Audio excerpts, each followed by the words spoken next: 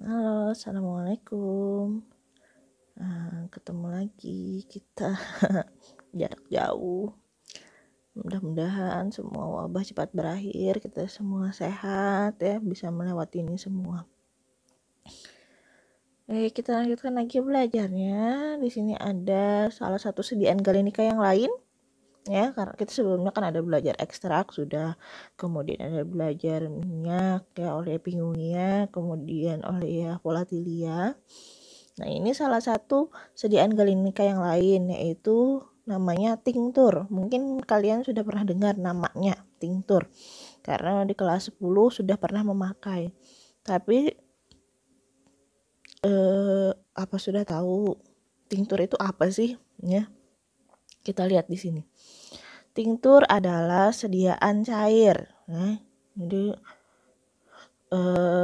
kita ingat dulu, dipastikan bahwa tinctur itu adalah sediaan cair ya. Yang pernah kalian pakai di lab resep itu bentuknya cair atau tidak?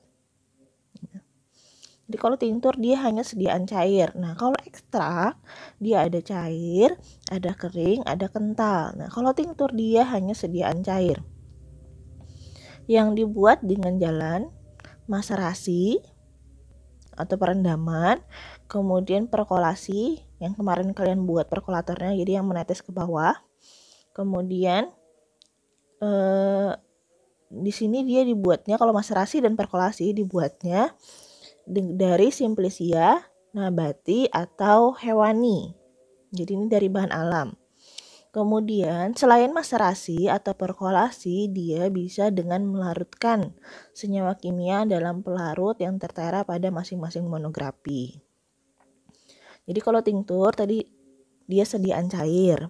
Kemudian bisa 3 cara pembuatan. Ada maserasi, ada perkolasi, sama dengan melarutkan. Maserasi dan perkolasi bahan asalnya dari simplicia, baik simplicia nabati atau hewani. Kemudian yang melarutkan ini dari senyawa kimia. Bisa dipahami? Sekali lagi, tinctur itu adalah sediaan cair. Ya. Cara pembuatannya maserasi, perkolasi, sama melarutkan. Maserasi dan perkolasi ini seperti cara ekstraksi pada umumnya. Ya, dia dari bahan alam atau dari simplicia. Kemudian kalau melarutkan dia bisa dari senyawa kimia. Maserasi perendaman, perkolasi pakai perkolator, dia yang turun ke bawah menetes ya. Kemudian melarutkan. Nah, kalau kalian pernah melarutkan nggak di lab resep ya? Itu kan kita memasukkan, misalnya melarutkan natrium klorida. Nah, natrium klorida kita masukkan, kemudian ditambahkan cairan pelarutnya apa? Seperti maserasi ya. Dia terendam juga. Cuman apa bedanya? Ketika kita melarutkan, ketika kita aduk, si natrium kloridanya tadi akan hilang bercampur dengan air. Jadi tidak ada sisanya, larut, tercampur semua di dalam air, melebur sempurna di dalam pelarutnya. Kalau maserasi, kalian juga sudah pernah melakukan. Apakah ketika kita celup si simplicianya, ketika kita aduk simplicianya akan hilang? Tidak kan? Yang larut hanya zat aktif di dalam simplicianya. Oke, itu pengertian dari tinctur. Kemudian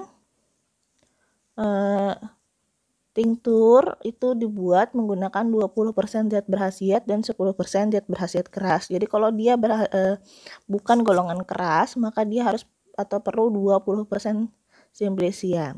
Kemudian kalau dia berkhasiat keras, dia perlu 10% simplicia. Secara tradisional, tinctur dari tumbuhan berkhasiat obat menunjukkan aktivitas 10 gram dalam tiap 100 ml tinctur. Nah, jadi diperlukan 10% kan, 10 gram dalam 100 ml larutan. Ya, nanti di belakang Ibu jelaskan lagi lebih spesifiknya. Karena ada penggolongan tinctur keras dan tinctur lemah.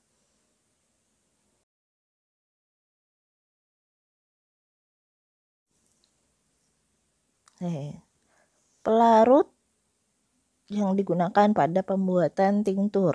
Pada umumnya, pelarut yang digunakan itu adalah etanol 70%. Itu pada umumnya, ya. Berarti ada pada khususnya dong. Nah, salah satu kekhususannya itu yaitu apabila dia mengandung harsa atau damar, mengandung etanol 90% atau menggunakan etanol 90%. Etanol 70% itu spiritus apa? Dilutus atau portior. Nah, dicari lagi, diingat-ingat lagi sinonimnya, ya.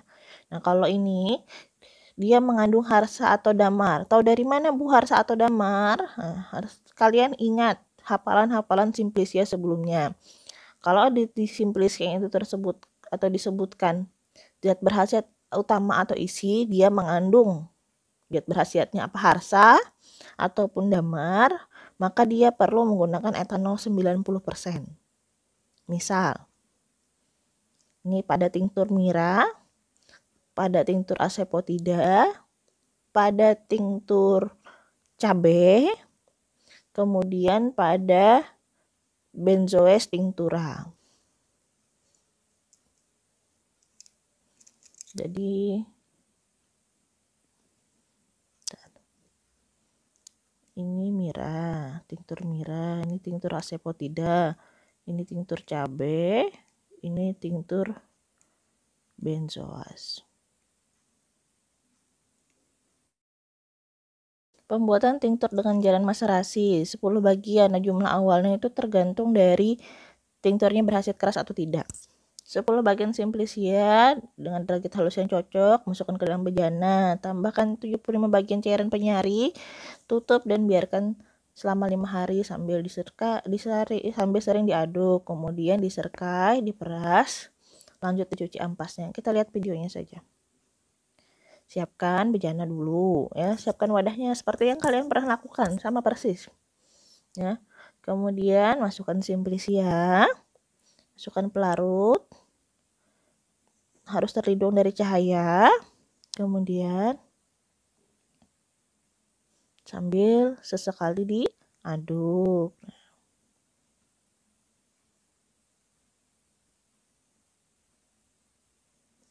Ini contohnya.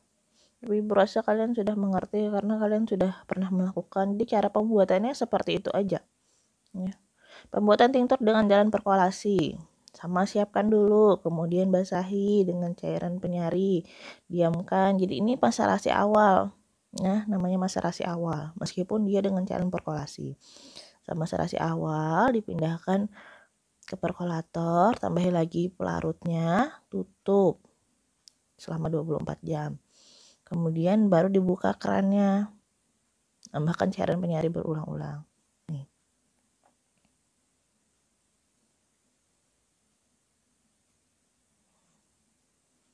Siapkan terus bejana, Simplicia, tadi pelarut, kemudian didiamkan.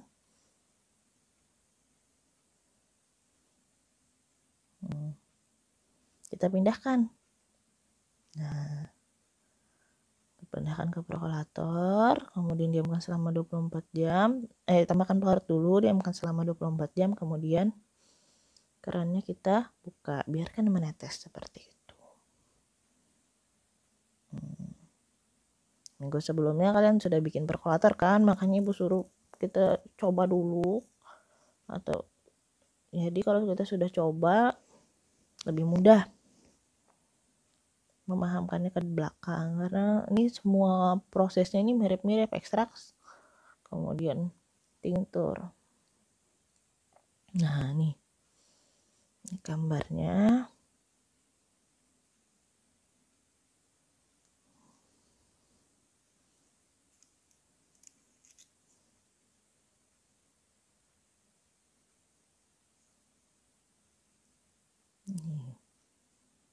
Ini yang sudah ada isinya. Jadi ini yang pertama. Ini waktu kita kemarin memasukkan kertas haring, ya. Perkolator dan kertas haring. Kemudian ini memasukkan Simplicia. Nah, ini yang sudah dibasahi dengan pelarut. Ini statif. Ini klem. Ini perkolatornya, di dalamnya yang putih ini kertas saring, harusnya warnanya bening seperti kaca. Kemudian di sini ada kerannya.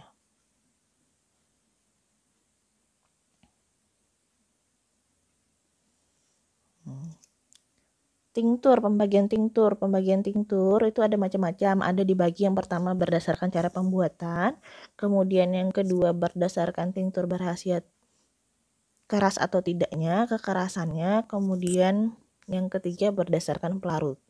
Nah, yang pertama, pembagian tinktur menurut cara pembuatan. Ada yang namanya tinktur asli dan tinktur tidak asli atau tinktur palsu. Tapi ini ingat, hanya namanya saja. Tinktur asli, kemudian tinktur tidak asli dan palsu. Jadi jangan dikira tinktur tidak asli atau palsu. Di sini disebutkan tinktur tidak asli atau palsu itu seperti uang. Jadi uang asli itu bisa dipakai untuk belanja, uang palsu itu tidak bisa dipakai untuk belanja. Bukan, ya. Sekali lagi berbeda antara uang dengan tinktur. Meskipun namanya tinktur tidak asli atau palsu, dia tetap bisa digunakan untuk pengobatan. Ya. Tinktur asli. Kan tadi ingat pada saat menjelaskan pengertian, Ibu tadi kan bilang ada 3 cara pembuatan tinktura. Ingat-ingat lagi, apa yang pertama? Bikinnya kayak Dora nih. Oke, yang pertama itu Simplicia Macerasi. Cara pembuatannya macerasi. Kemudian yang kedua perkolasi. Nah, 2 ini dari Simplicia nabati atau hewani. Nah, 2 ini disebutnya tinktur asli. Jadi kalau ada pembuatan tinktur dengan jalan macerasi atau perkolasi, maka dia disebutnya tinktur asli. Tapi yang ketiga yang dengan jalan melarutkan dalam cairan pelarut tertentu. Jadi kalau melarutkan itu ketika kita aduk dengan cairan pelarutnya maka dia terlarut. Paham lah? Terlarut, ya. Kayak kita melarutkan gula itu harus sampai larut, ya. Diaduk terus sampai gulanya hilang. Kalau macerasi ketika kita aduk yang larut hanya cairan, hanya zat aktif di dalamnya. Oke. Nih misalnya nih ada iodium natrium iodida dilarutkan dalam etanol encer. Kemudian ada, jadi ini ada 2 tinktur, ya. Ada 2 tinktur. Salah 2 contoh dari tinktur palsu, ya. Yang ini iodi tinktur. Jadi dari tinktur iodium. Kemudian ini ada Scale cornutum tinktur. Scale cornutum itu apa, Bu? Nah, Scale cornutum itu garam induk, mother of ray. Nanti kelas 3 kalian akan belajar, ya. Sabar dulu. Dan ini ada tinktur palsu. Nah, di sini ada iodium, kemudian ada natrium iodida. Kita campur dulu. Kemudian kita tambahkan etanol encer dan nanti hasilnya larutan tanpa endapan. Jadi iodium sama natriumnya ini tidak akan kelihatan lagi wujudnya, ya. Kemudian ini Scale cornutum dilarutkan dengan etanol encer sama. Ekstrak Scale cornutumnya juga nanti tidak akan kelihatan lagi wujudnya. Tuh. Jadi hanya sisanya berupa cairan saja tanpa endapan.